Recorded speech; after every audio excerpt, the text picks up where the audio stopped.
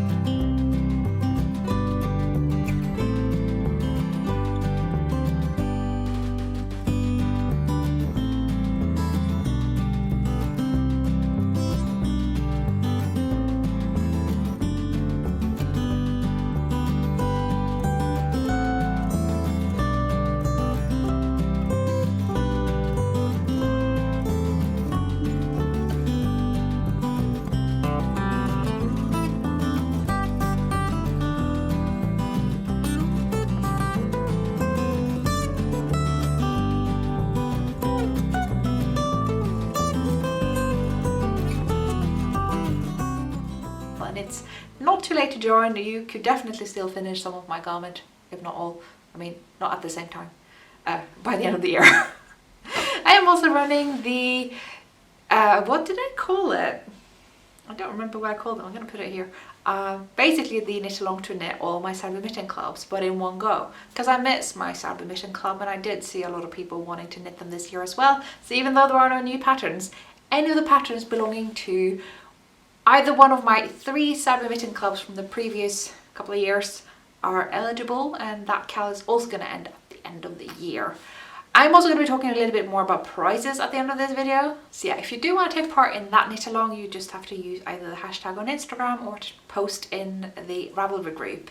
I don't think I have started a finished objects thread just yet. I might get onto that soon, who knows. Just be aware that it is only the mittens that are part of that club. I do know that I have designed a lot of other mittens as well, but they're just not eligible because the point of this knit along is to celebrate the club specifically. Although I will say that even though those patterns were exclusive to the clubs before, they are now available for individual purchase. But there is also a code if you want to buy the actual clubs at a bit of a discount. That's the admin, and now I'm going to talk about something that I am so excited about, and you will already know this if you watch any of my other videos, and that is my new pattern, the Syncastra cardigan. Now this may look familiar to you guys. because not just because I just published a video launching the pattern, and hope you've seen that already. If you haven't, do check it out. I'm really pleased with it. But I did actually show you the beginning stages of this cardigan back in spring, I think, when I did cast it on, and I was already really excited about the kind of prospect of designing this. You may remember that last year I published the Host cardigan, which is a very sort of light fabric, sportive fingering weight, woolly wool type cardigan with a bit of lace around the body, and it's got this sort of satin sleeve silhouette that I am absolutely head over heels in love with. I have been wearing this thing a lot. It is one of the most wearable pieces in my wardrobe, and I felt like my wardrobe needs more of these very lightweight cardigans. I do really like satin sleeve silhouettes, even though they're kind of old-fashioned construction, even though it's nothing wrong with it. I just don't like the process, and I try to find ways of simplifying it so you don't have to do so many different steps separately and then having to assemble it all in the end. For me, it's just not what gets me finishing things. So with this one, I did a lot of steeks. There was like steeks for the armholes, there was a steek for the front of the cardigan, there's a steek for the neckline. Steeks. I love a good steek. And I thought, but I'm still like picking up stitches around the armhole and doing the short row section, kind of Barbara G. Walker style, to create this shape. But I'm still knitting in this direction for both the sleeves and the body. And I do know that when I knit top down, I know how to do all of this simultaneously, whether it's the contiguous method or if it is the cigarette method. So I thought, even though this is bottom up, because I do actually believe that satin sleeve designs are better suited for bottom up, even though I do prefer both. I like both. I wanted to see if I could work this all together, sort of similar to when you work a bottom up raglan, right? You do the body, you do the sleeves, and you have them all come together into the same circular needle. Well, this should be doable, and it absolutely is. So this is the new pattern. This is Syncastra. So while I thought initially I was just going to design Syncastra with the sort of same recipe foundation as Host, it is actually now very different. It is a completely different construction. That is just what happens when you are me and you want to try out new and exciting things instead of relying on old safe recipes. I generally thought that, like, when I was going to start designing, I thought I just needed to develop some basic recipes and keep revisiting those and develop new patterns on the basis of those. But what I actually do is I always develop my patterns from scratch. Every time. I don't really rely on the skeleton of any previous patterns of mine. So, because I generally enjoy it and trying something new and giving you guys something new and not kind of like rehashing old patterns. Although I actually don't think there's anything wrong with that. I just don't do it. Here she is. The Syncastra cardigan. If you're curious about the name, I am not very good at naming patterns. You know, I look up Google Maps in Norway and I find place names that I'm familiar with and I'm like, oh. And sometimes I revisit like my favorite songs on Spotify, and this was one of those cases because Syncastra is the name of one of my favorite musical albums. Does this make sense? Do you like color? Yeah. I love Syncastra. It's a Devin Townsend band album that is just amazing, just like foresty, lush, heavy. Anyway, you don't have to listen to that album to enjoy this cardigan. I'm just adding context. So yeah, Syncastra cardigan. Let me get up and show you. Here she is. A little bit longer than Host. I just want to have different length cardigan, you know. If you're gonna have a lot of cardigans in your wardrobe, they can serve different purposes. So although I'm wearing a dress today and I think Host might be better suited for dresses, this one's good for skirts, a little bit longer. It's good for trousers. It's very easy to adjust for the length. You literally just knit further up to the underarm. That's it. That's the, oh no, that's not it. Look at the back. Check out the back. Can you see the back? Because I can't, I'm not that flexible. I can't, like, okay. I mean, we got something here. Yeah, close up. Ooh. The exposure setting is wild, but you can see the pattern. If if it's not obvious, I really, really love this cardigan. It's great for this time of year. We have the most beautiful autumn that I have seen in London in years. Could be because things are generally going better in my life, but I am generally in awe of the autumnal colours that we're getting in my neighbourhood. I'm just looking out the window now.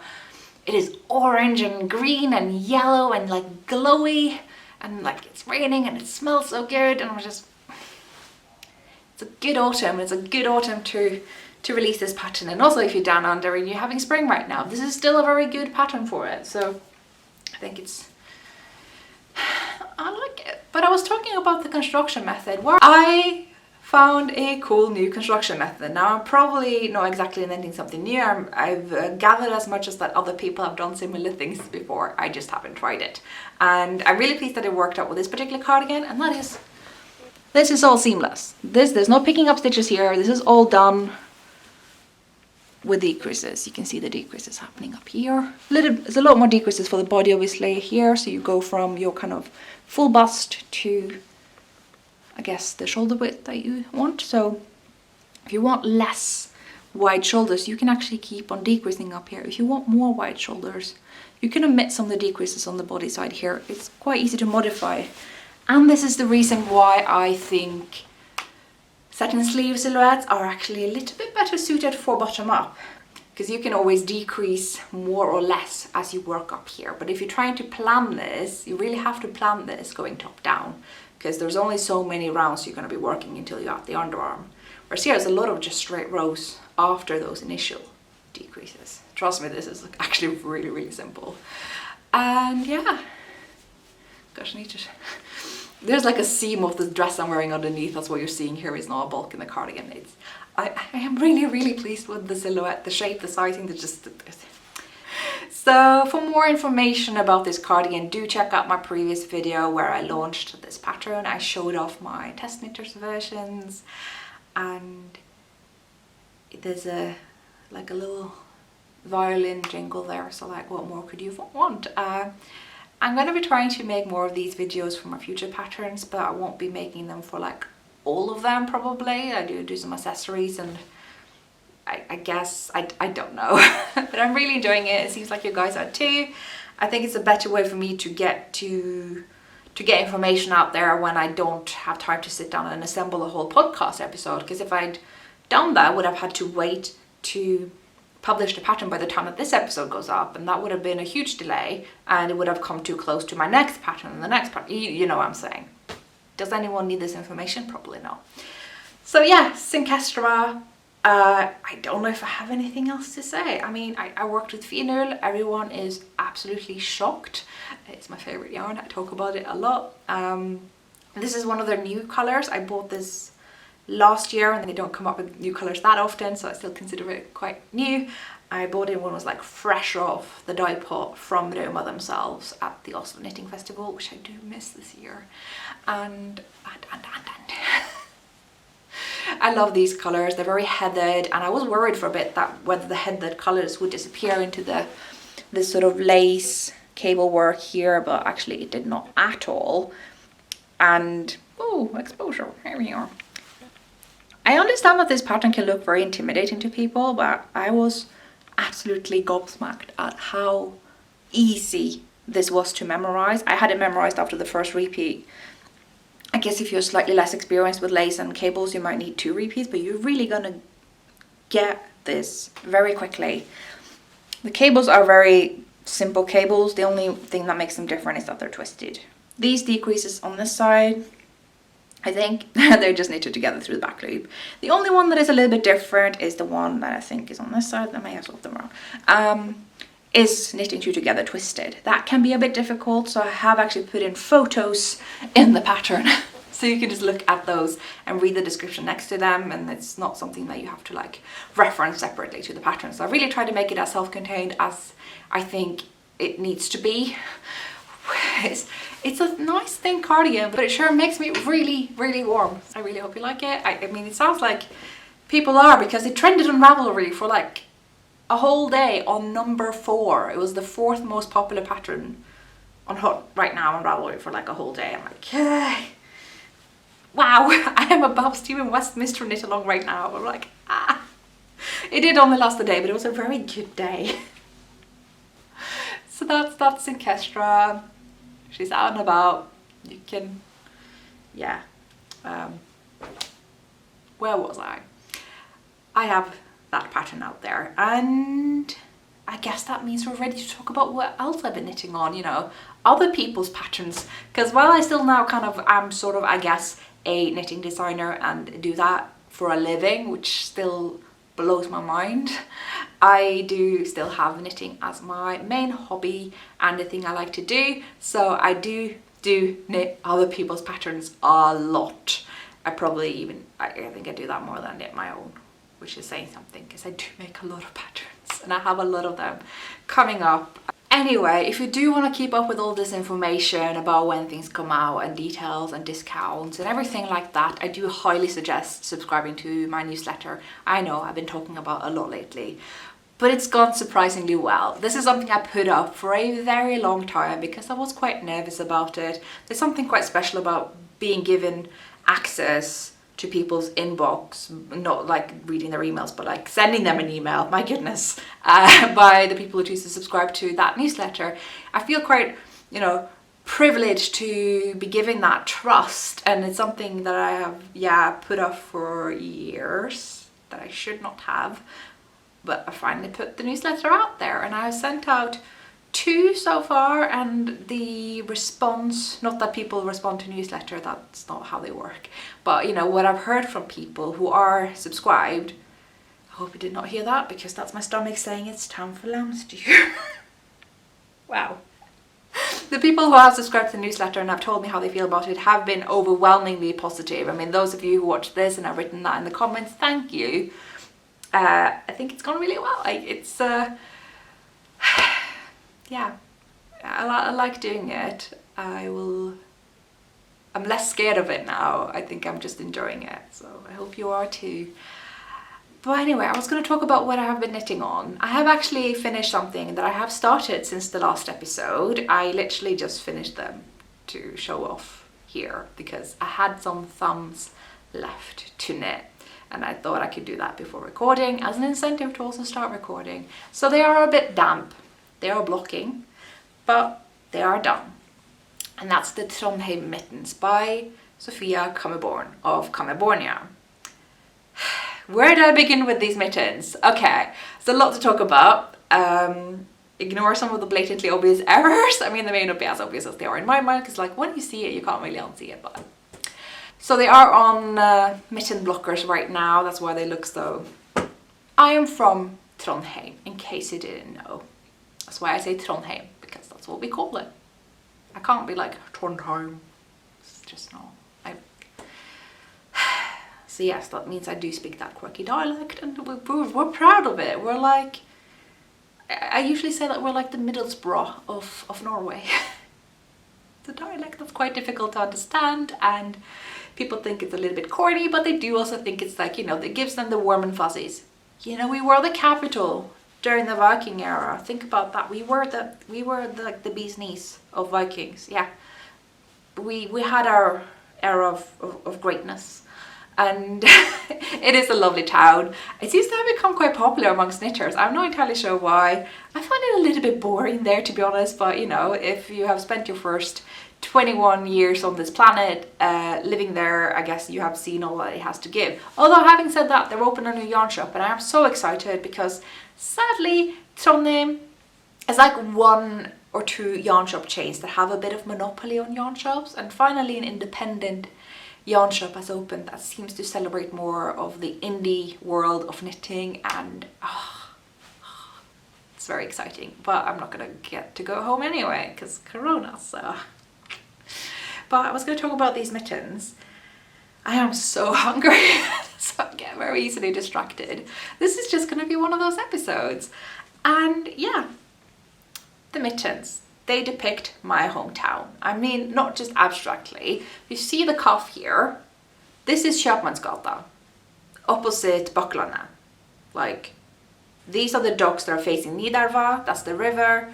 Köpmansgatan is just a street, not a very exciting street, but they do have these lovely docks facing the river, and this is actually the view from Backlandet where you can you can see this view from the house that my late grandma grew up in. Like, this is like very, very special to me. And the rest, I guess, is just, you know, the snow, if we're so lucky to get it, and just the, I guess, wintry feel that Sophia experienced when she was visiting my hometown. What is not so special to me is 3 colors in one go color work. I love color work. I mean, everyone's shocked at this statement, but I love 2-color work where you hold 2 strands in one round. I do not at all, not the slightest, enjoy 3 or more color work where you hold more than 2 strands in one round. And this cuff is basically all of that. Almost every round is 3 colors that you have to hold simultaneously. And so each cuff, including the Latvian braids, they're called tveband in Norwegian, took me an evening. They took me a lot of hours. I messed up a lot on the first cuff. It was a tangled mess. You would think I was a complete color work beginner. It was just yarn spaghetti, like nobody's business. But I did actually improve from it. And on the second cuff, I did do a lot better and I didn't really tangle the yarn at all. It's a miracle. I don't know how that happened, but it did. I may have actually become a smidge better at 3-color work. And I will say I'm actually quite surprised at how good it looks. Yes, these mittens are blocking now, so you'd think that is why it looks so even. But I've actually realized as these mittens are blocking that they're quite loose on the blocker, because there are slightly more stitches in Sophia's mittens than there are in mine. It's obviously not the same stitch count, it's not the same pattern, it's not the same designer. So they're quite loose on the blocker, they're not really being stretched, so there's minimal blocking happening here really, but I did get to round off the tip, which is good because often mitten tips can look quite sharp when you bind off, and then the blocker sort of smooths it over. And for anyone who has questions about blockers, I mean, I have talked about this a lot, but it's been a while since last time. I just cut off pieces in foam board. I will take some mittens that I have laying around, put them on the foam board, and I will draw around them, and then I will draw kind of extra around them just to get the blockers bigger than the mittens by a little. And if I find that I've done it too much, I will just trim them down until I can fit a damp mitten, because they tend to stretch out more easily when they are damp, over the mitten blocker. Ideally, I would have probably cut out new mitten blockers for these mittens that have a slightly bigger stitch count. However, 1, I'm kind of running low on foam board, and 2, I actually quite like this size. I'm just like, this looks like it's gonna fit my hands just perfectly. Like, I have no reason to expand these mittens any bigger. And while I'm not a big believer in blocking to size, I actually do believe in blocking to size when it comes to all over color work items. If it's made in these sort of rustic yarns, they actually can change size quite a bit with blocking in a way that they stay that way, which most blocking to size tricks really don't. They tend to kind of fall back to their initial size. So that's that. The Trondheim mittens. Now we can talk about all the mistakes that I made, and also the deliberate mistakes that I made. That was not a mistake, that was a modification. It's a design feature.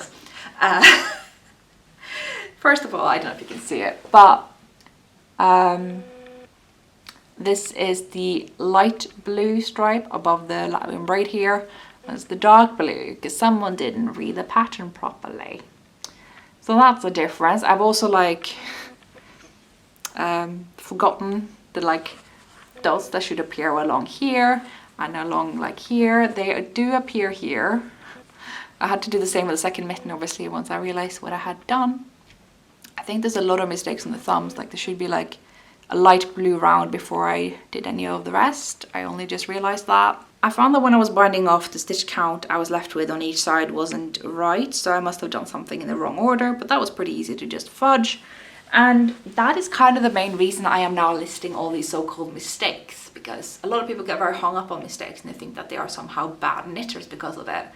I think, and I will die fighting on this hill, that is part of knitting. That is the whole point. You are almost supposed to make mistakes and make it work and work around it. Frog or leave it. and know when to frog and when to leave it, and kind of develop that sort of almost being at peace with your crafting decisions in that way. I think that is such a lovely place to have arrived at. I think I've arrived. It might still be a journey, you know, because I don't have a problem with any of these so-called mistakes. I wasn't even that far in when I realized I had done a different color here than I'd done here. I could have frogged back. I just didn't want to, and I didn't care, and I think that's fine. I'm sure these light green braids, they're probably pointing in the wrong direction for all I know. Does it matter? No. So they're perfectly good enough with all the little quirky mistakes and all that they have. Now the other thing I want to talk about is my modification that just kind of looked like a mistake, and that is I found these mittens a little bit short. Now this is because of something that is quite annoying if you are a designer who designs a lot of color work, and that is that pretty much every knitter is going to get somehow different row gauge, and there's nothing to do about it. You don't even know why it's happening. I have friends who knit immaculate color work, I would say, and knit pretty good color work, and there's nothing wrong with how either of us knit it, but for some reason I get shorter mittens than they get. They get longer mittens than I get. Nobody's doing anything wrong, we're just different. It's odd. We can use the same yarn, the same pattern, same gauge otherwise. And so when you have two designers that have designed for their individual row gauge, and you have one who doesn't need that many rounds to get the length that they need, and you got someone who needs more. I needed about 7 more. Well, then it's down to me to modify, you know. I'm not wrong for needing to modify. She's not wrong for not having that many rows. It just works for different people.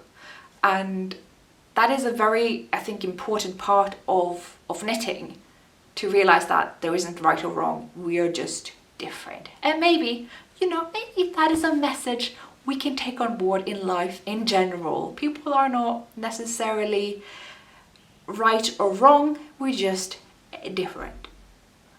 I live by that. Kind of, I could go on a very long tirade about this, but I'm not going to, because that's a different topic. Yeah, I'm gonna hone in my inner psychology nerd. Do almost have a PhD in psychology, so that could be anyway. And yeah, so I added another 7 rounds. This worked out really well for the backside. You can see that it rounds off perfectly. You can see the pattern all adding up. It looks like how it should in the pattern. There's just an extra repeat. You can't tell. It looks fine.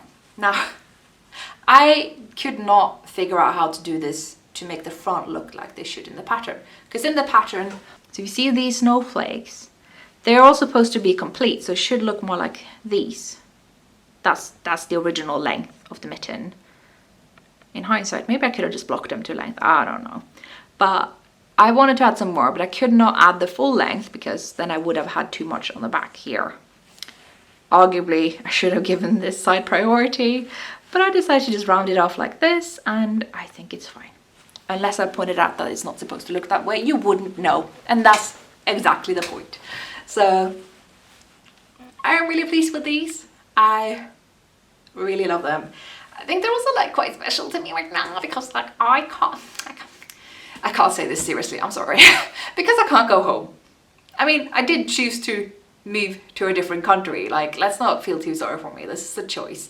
But it's a little bit frustrating that I have not been in my hometown since December, and I have that, you know, little nephew thing that I haven't, who I've not met yet. So that's, yeah, and I want to go to my hometown because it's just been a while, okay? So it's nice to have mittens that symbolize my hometown, that like literally depict my hometown. Trondheim, it's a good place to be from, you know, nice, safe, boring time growing up. I am the best Trondheim advertisement, what can I say?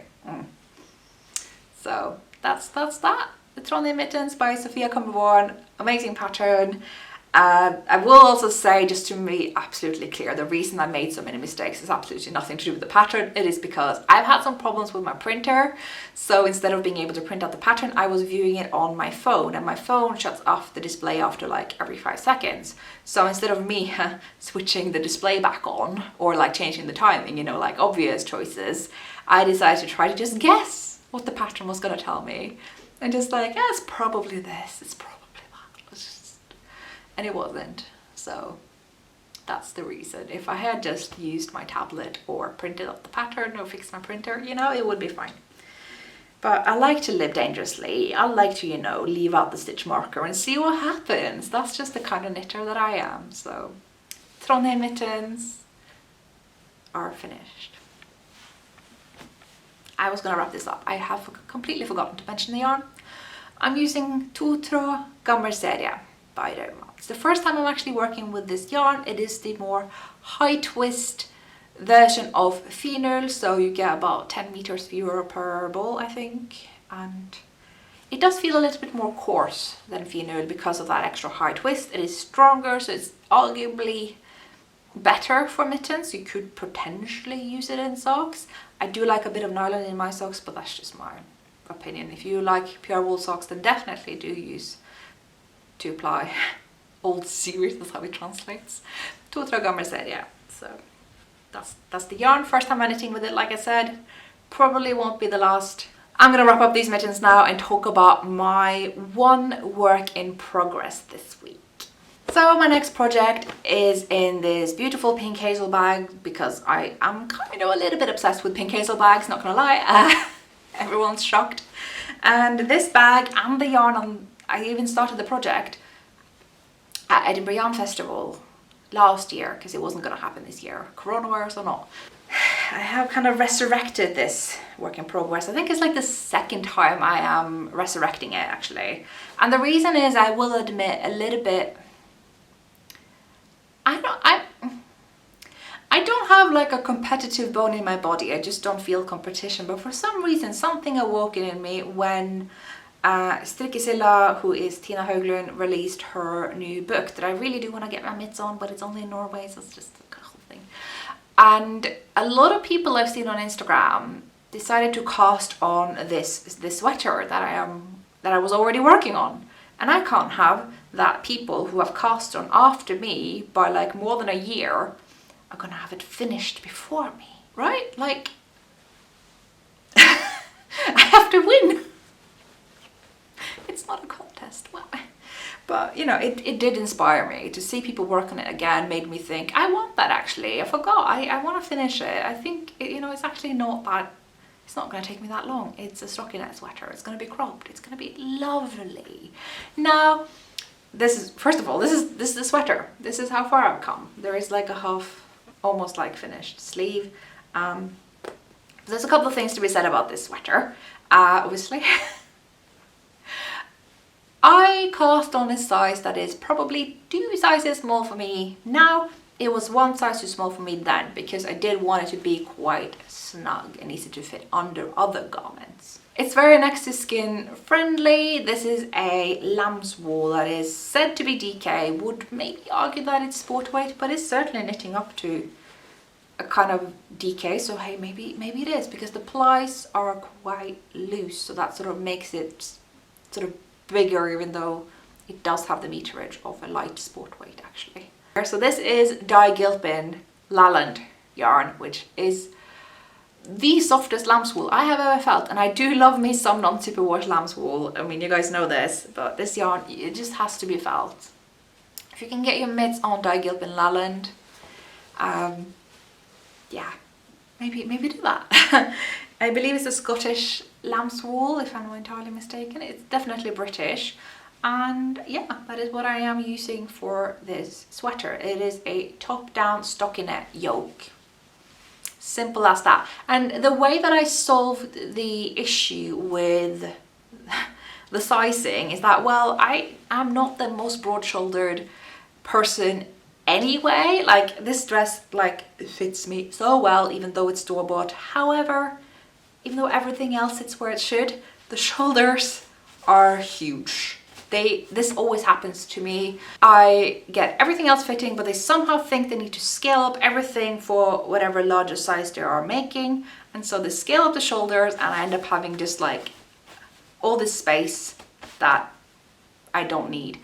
I guess that means that I have relatively small shoulders for the rest of my size, but I would also argue that shoulders do not grow the way you do with the other body mass, because there is no body mass up here. This would never be filled. I don't know what they're thinking, people who make clothes. But anyway, so I think the yoke would have fitted me just fine anyway, so I'm not changing anything there. But I did cast on more stitches under the arms, because that will give me a larger bust and will give me one size smaller than I am instead of two, which will give me that negative ease that I was going for to begin with. Yes! And also, can we talk about this color? This heathered turquoise.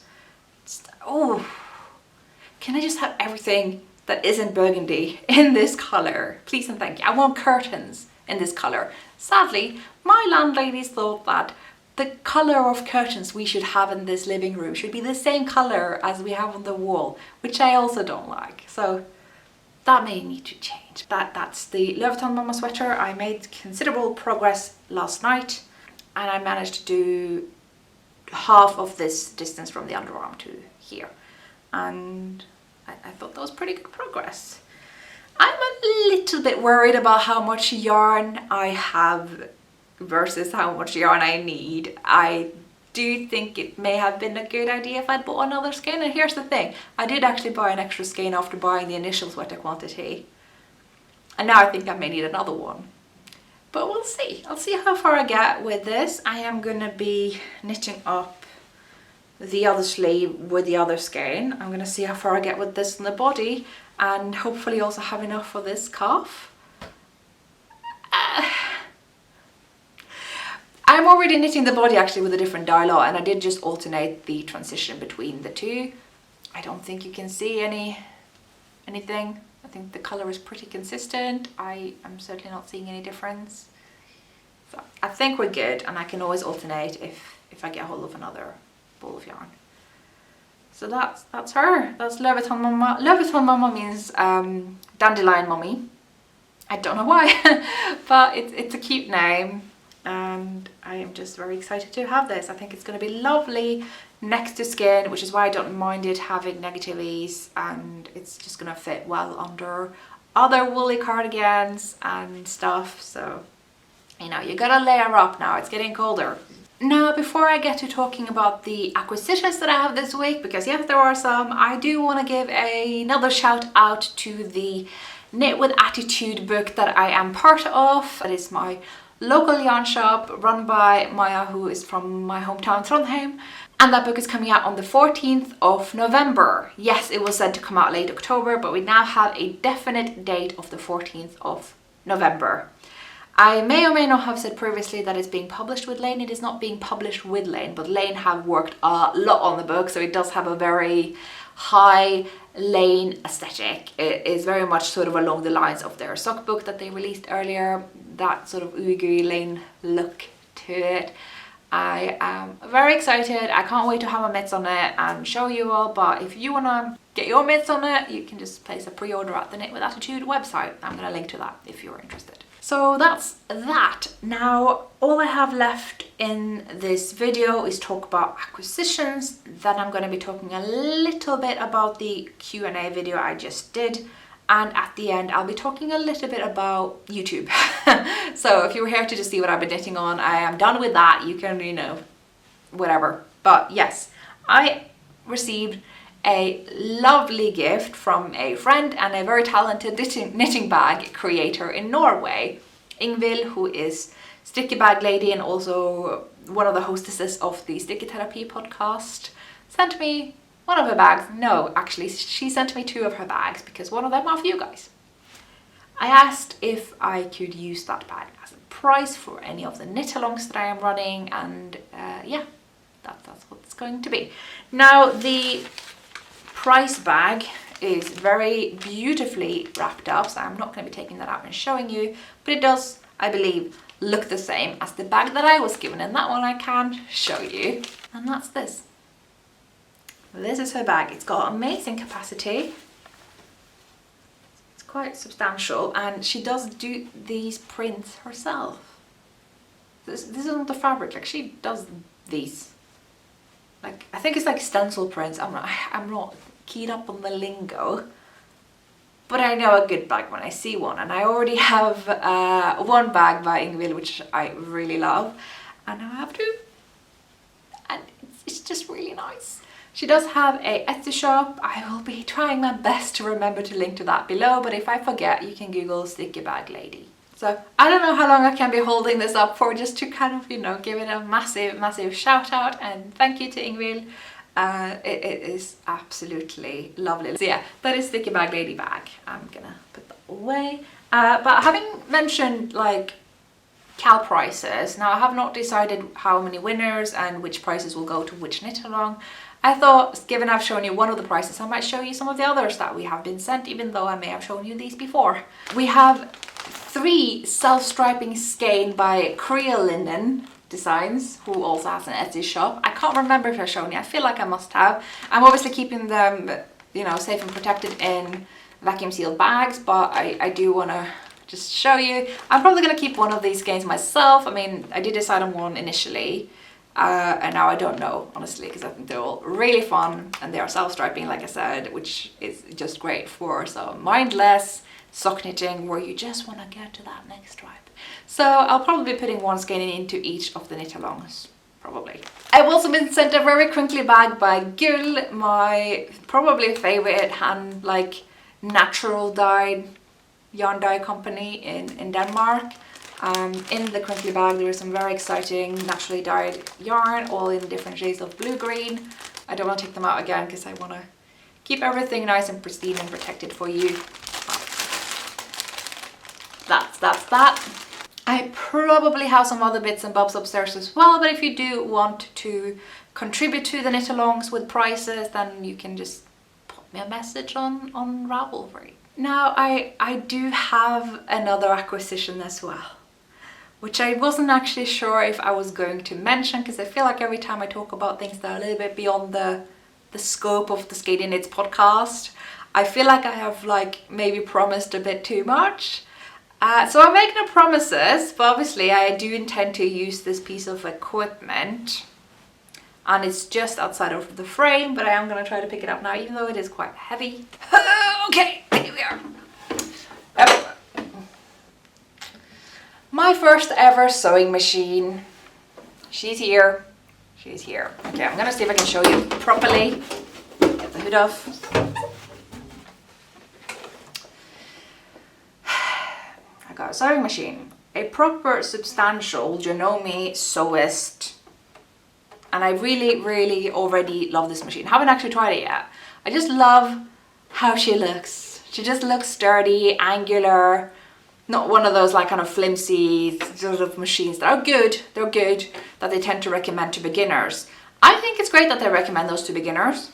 I just know that I'm probably gonna get hooked. Like, I am, given I'm a knitter, quite a likely candidate to want more from a sewing machine as I go. You know, it's good to have beginners try out something more affordable in case it's not for them, or they just want to do it every so often, or whatever, you know, but the chances are that I am going to be sticking to sewing for the foreseeable future, even though it may take me a long time to learn properly, it's pretty high. So I wanted to get something that is sturdy, heavy metal, yeah. So yeah, I got a lot of help from sewists in my life who are super helpful in helping me choose a machine.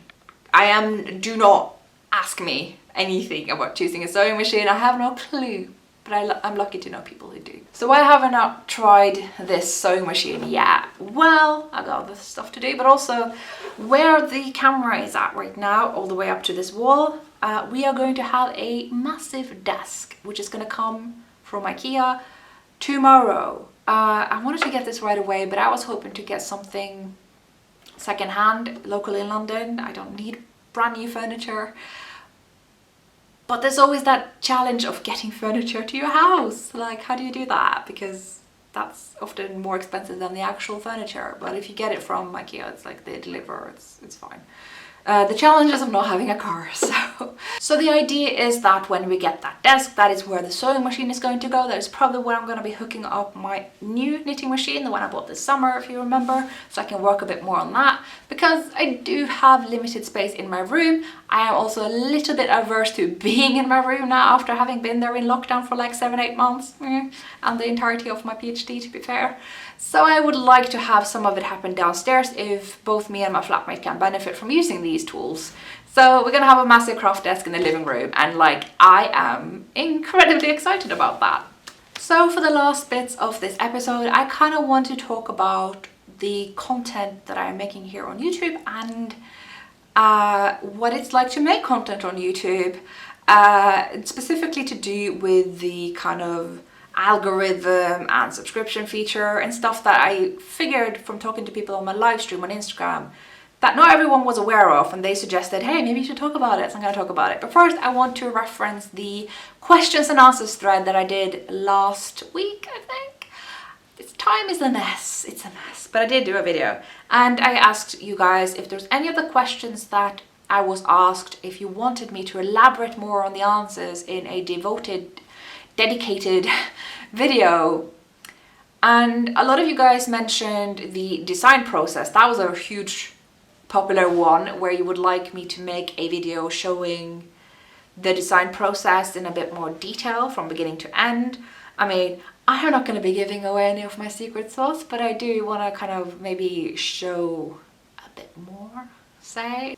I guess add a bit of realism. I don't know what it's going to be like, to be honest, but that is something I thought was a very good idea, so I might do a video on that.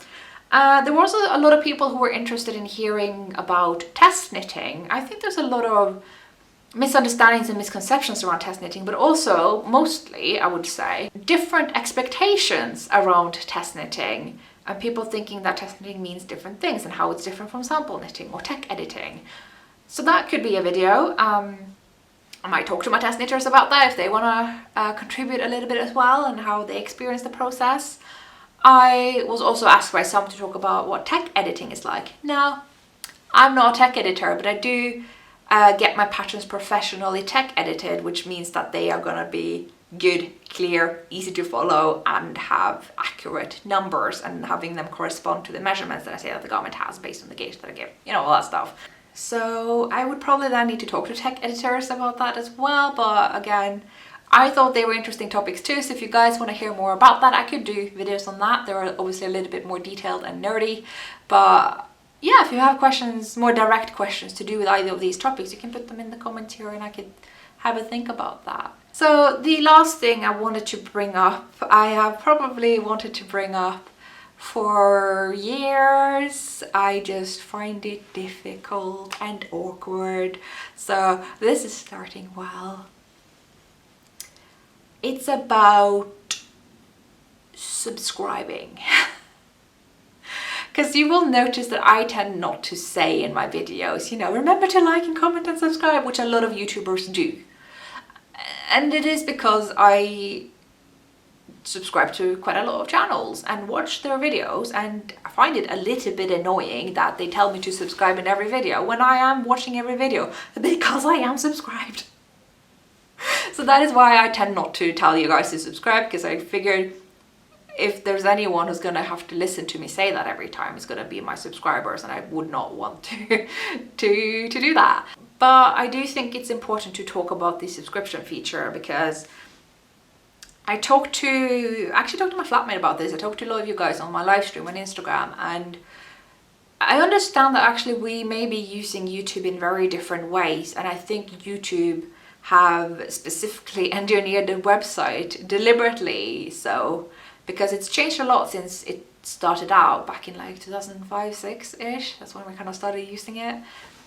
The subscription feature was kind of a more prevalent thing, and now it seems that a lot of people are treating it like a very optional thing. And I wanted to talk a little bit more in detail about what that means for those of us who make content on YouTube, and especially when we need to not make content on YouTube for a while. So actually my thinking about this and wanting to bring it up again after having kind of thought maybe I just shouldn't, it actually came from the comments I got on the past couple of videos, because they have been incredibly thoughtful and interesting, and I was really excited to sit down and reply to them, and I thought, you know, wow, they are really engaging with my content, this is great, and I recognize all these names.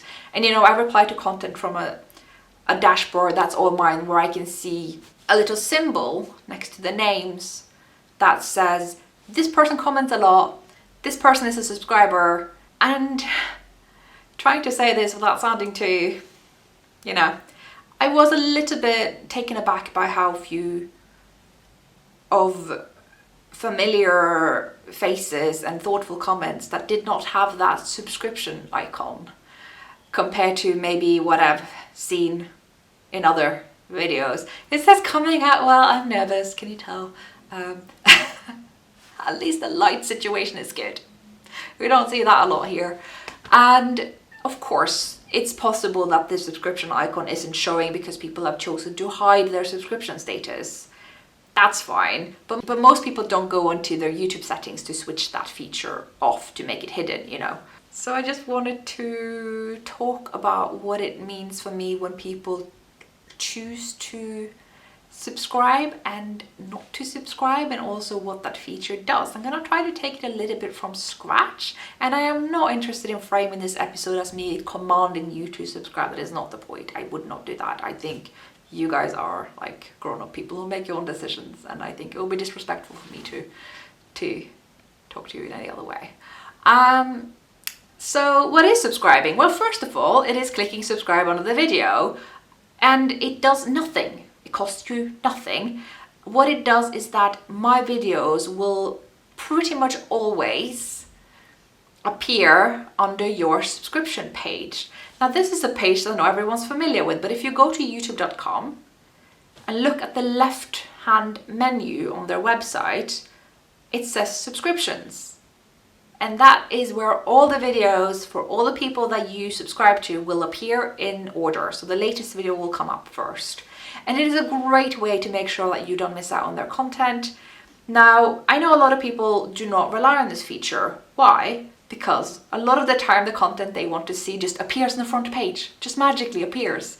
And that is because the YouTube algorithm puts it there. So why does it put it there? Well, because you watched it before and they think that you will like it, or they think you will like similar content, so they will put that there. Now, this is meant to be convenient for you as a viewer, but it is very threatening to those of us who are content creator, because yes, while the potential of being in the algorithm is great and exciting and helpful to get our content out there, there is always the backside of that, which is not being in the algorithm, which can happen if you need to take a break. Say if something bad happens, like say if I got coronavirus, say if someone in my immediate circle died, say if I needed a mental health break, say if, I don't know, I needed to write a PhD thesis, YouTube will take me out of the algorithm and may never put me back in there again because you've stopped watching my content because I stopped making it. Do you know what I mean? Then I will not appear on your homepage and you will never find out if I have made videos. It's a little bit icky of YouTube to think that they can tell you what you want to watch instead of trusting you to trust what you want to watch and put your subscriptions on the front page. Instead you have to go to that extra step, but they do that. So the best thing you can do, and I say this because I do this, is subscribe and it will appear on that page. I think a lot of people are worried that they will get a lot of notifications and emails and stuff like that if they subscribe. But actually, you only get notifications if you hit the bell button next to the subscription button. If you want notifications, do click that, but if you don't want it, don't click it. And then you can decide if those notifications should also lead to emails, but you can switch that feature off in your settings, I believe. I rely on the subscription page. I find that quite nice because I can decide in my own time when I want to watch things. So I hope that description or explanation was helpful. I hope it was not patronizing, because that's kind of why I've been nervous about doing this. And so you may wonder, well, why is it like this then? Why would YouTube do that? Why would they hide the subscription feature to this second page and not on the main homepage? Well, you got to think about what YouTube wants. YouTube wants you to watch. They want you to keep watching. They want you to stay on the page. The way that they've done that is to make you have this like autoplay feature that usually is kind of at the left or below the video depending on your device, and just have you watch the next video and the next video and the next video. And that is where they put the algorithm videos. That is not where they put your subscriptions. And I see this a lot because sometimes I get comments that were meant for other podcasters. I get comments that were meant for Fruity Knitting or the Stranded podcast. That was the most recent ones. Because people were watching their videos first, and then the autoplay, because I was in the algorithm, sent them to my video. And then the comment that was meant for the previous podcast ends up on my podcast. So I would actually suggest to switch off the autoplay feature entirely and rely on subscriptions. Side note, if you're wondering what just happened to the light, it just got super overcast and massively windy and rainy in a second. Do you want to hear that? Listen to this. Now this is what I call October. Ready for Halloween, yes. Anyway, I'm gonna go shut the window.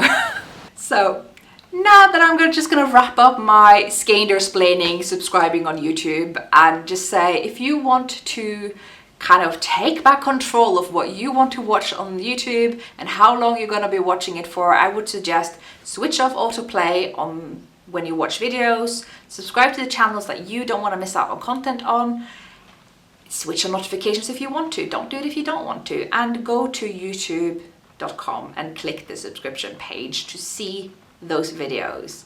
And you may find that there are stuff that you missed out on because YouTube didn't put that in your algorithm. I think when you rely less on the algorithm, you have more control over how much time you spend online, what you do engage with online. But I'm gonna be totally honest as well, it is really, wow, that is a lot of rain. It is also really, really good for me as a content creator. I can trust that you guys will always be there if something bad happens to me and I need a break. I know you'll be here when I come back, and that is totally nice and just awesome. And it is a very nice way to give back to, trying to ignore all the rain.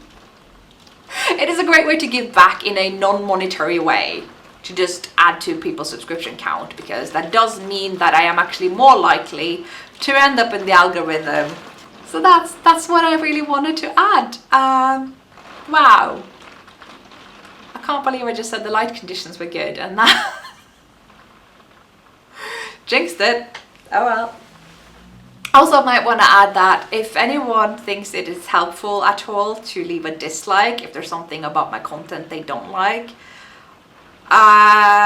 you are a free human being, but I will just say that that only has the effect of making me upset and sad, because in an hour-long video, I'm not gonna think, oh, I am sure this person left a dislike because of what I said 43 minutes and 22 seconds into the video. I won't know. I'm just gonna assume that, hey, maybe I shouldn't be making videos altogether. And also what it does, if you leave a dislike, you're actually more likely to see this video in your algorithm. It adds me to the algorithm. It is weird. I don't know why YouTube does this, but it does this.